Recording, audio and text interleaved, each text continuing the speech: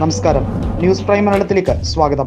ലോക്സഭയിലും രാജ്യസഭയിലും വിവിധ വിഷയങ്ങൾ ഉന്നയിച്ച BJPയുടെ ദൈനംദിന പരിപാടികളെയെല്ലാം അലങ്കോലപ്പെടുത്തിക്കൊണ്ട് ഇന്ത്യ മുന്നണി താണ്ഡവമാടുമ്പോൾ പ്രിയങ്ക ഗാന്ധിയുടെ ലോക്സഭാ പ്രസംഗം അതിവൈകാരികമായി മാറുകയാണ്.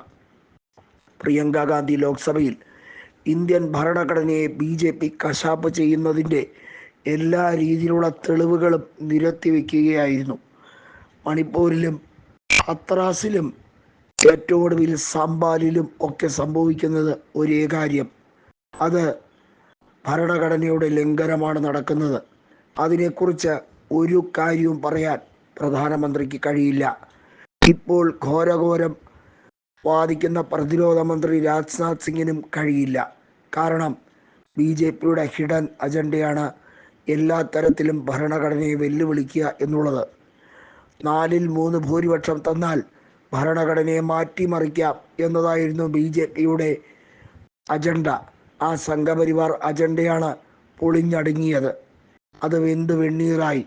കാരണം ജനങ്ങൾ കൃത്യമായി പറഞ്ഞു, കേവല ഭൂരിപക്ഷം പോയിട്ട് ഒറ്റയ്ക്ക് ഭരിക്കാനുള്ള ഭൂരിപക്ഷം പോലും നിങ്ങൾക്ക് തന്നാൽ അപകടമാണ് എന്നുള്ളത് 2019 ലോക്സഭാ തിരഞ്ഞെടുപ്പോടുകൂടി ജനങ്ങൾക്ക് ബോധ്യപ്പെട്ട ഒരു കാര്യം തന്നെയായിരുന്നു.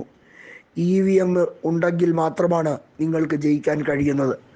ഞങ്ങൾ കൃത്യമായി പറയുന്നു, EVM ബഹിഷ്കരിച്ച് നിങ്ങൾ ബാലറ്റ് പേപ്പറിലെ തെരഞ്ഞെടുപ്പിൽ മത്സരിക്കാൻ തയ്യാറുണ്ടോ? ഞങ്ങളോട്. നിങ്ങൾ ജയിക്കില്ല എന്ന് ഞങ്ങൾക്ക് ഉറപ്പുണ്ട്. ഞങ്ങൾക്ക് ഈ രാജ്യത്തെ ജനങ്ങളിൽ പരിപൂർണമായ വിശ്വാസ്യതയുണ്ട്. അതുകൊണ്ട് തന്നെ ബാലറ്റ് പേപ്പറിൽ വന്നാൽ നിങ്ങൾ ഞങ്ങളുടെ മുമ്പിൽ മുട്ടുമടക്കുമെന്നാണ് പ്രിയങ്ക ഗാന്ധി കൃത്യമായി BJP നേതാക്കളോട് മുഖത്ത് നോക്കി തന്നെ പറഞ്ഞിരിക്കുന്നത്. നിങ്ങൾ BJP അധികാരത്തിൽ വീണ്ടും വന്നിരിക്കുന്നു എന്നത് തെറ്റായ ഒരു കാര്യമാണ്. നിങ്ങൾക്ക് കേവല ഭൂരിപക്ഷമില്ല. തട്ടിക്കൂട്ടി നിങ്ങളുടെ ശത്രുക്കളായവരെ പോലും ഒപ്പം നിർത്തി വലിയ മോഹ വാഗ്ദാനങ്ങൾ കൊടുത്ത് മന്ത്രിസഭയിൽ ഉൾപ്പെടുത്തിയിരിക്കുന്നു.